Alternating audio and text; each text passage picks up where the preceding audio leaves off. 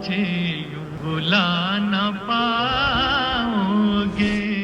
मेरे सपने अब एक रंग है। क्या हुआ तेरा वादा। कुछ आवाजें सिर्फ कानों से नहीं, दिल से सुनी जाती हैं, और उन्हीं में से एक थी रफ़ी साहब की आवाज़। लेकिन सोचिए, वही आवाज़ जिसने करोड़ों दिल को छुआ, एक दिन खामोश हो जाने का मन बना ले तो क्या होगा।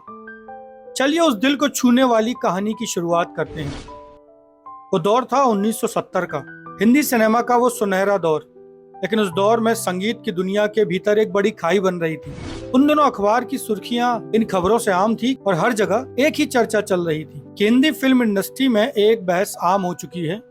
वो थी गायकों के बीच रॉयल्टी और अधिकारों का मुद्दा। कुछ कलाकार मानते थे जब जब गाना बजे उनका हिस्सा मिलना चाहिए, लेकिन रफ़ी साहब का नजरिया अलग था।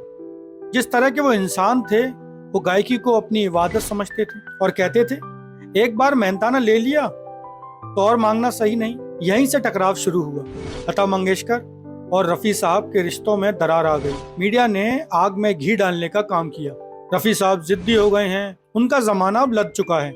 इन आरोपों ने रफ़ी साहब के दिल को कहीं ना कहीं चोट पहुंचाई थी, ऐसा बताया गया था। और चर्चाएं भी आम थी उस समय। जिसने जिंदगी भर सिर्फ सुर और सच्चाई को पूजा था, धीरे धीरे उन्होंने रिकॉर्डिंग से दूरी बना ली।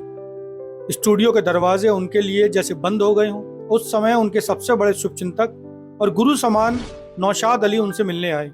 उन्होंने रफ़ी से कहा, रफ़ी, तुम्हारी आवाज इबादत है। अगर तुम चुप हो जाओगे तो समझो लाखों दिलों से दुआएं छिन जाएंगी। ये सिर्फ तुम्हारी नहीं, लोगों की भी अमानत है। ये शब्द सीधे उनके दिल में उतर गए।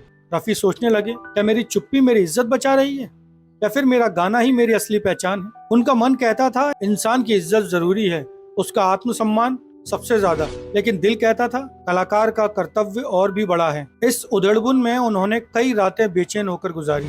आखिरकार रफ़ी साहब ने फैसला किया। वो स्टूडियो लौटे और पहला गाना रिकॉर्ड किया, तुम मुझे यूं भुला ना पाओगे। तुम मुझे यूं भुला न पाओगे।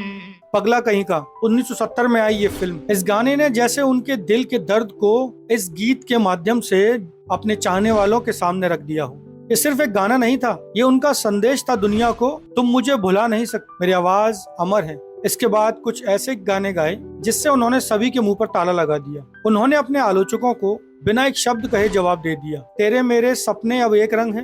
मेरे सपने अब एक रंग है। चुरा लिया है तुमने जो दिल को, चुरा लिया है तुमने जो दिल को। क्या हुआ तेरा वादा। क्या हुआ तेरा वादा।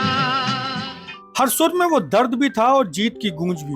उनकी आवाज ने फिर साबित कर दिया कि सच्चाई और कला का जादू कभी फीका नहीं पड़ता, और सच्चे कलाकार के दिल में सच्ची रूह होती है। रफ़ी साहब के इस किस्से ने हमें सिखाया है कि सच्चाई की आवाज को कोई चुप नहीं करा सकता। न विवाद, न आलोचना एक कलाकार के लिए मायने नहीं रखते। कलाकार अपनी कला से बड़ा होता है, ना कि किसी विवाद से। और आलोचना कलाकार का गहना होती है, जो उसको आगे बढ़ने में मदद करती हैं।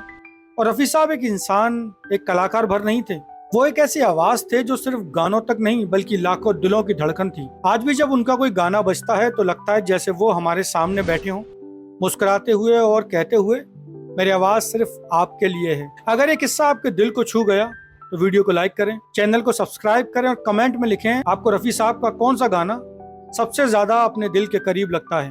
और देखते रहिए सिनेमा 70mm, क्योंकि हम कहानियां दिल से कहते हैं।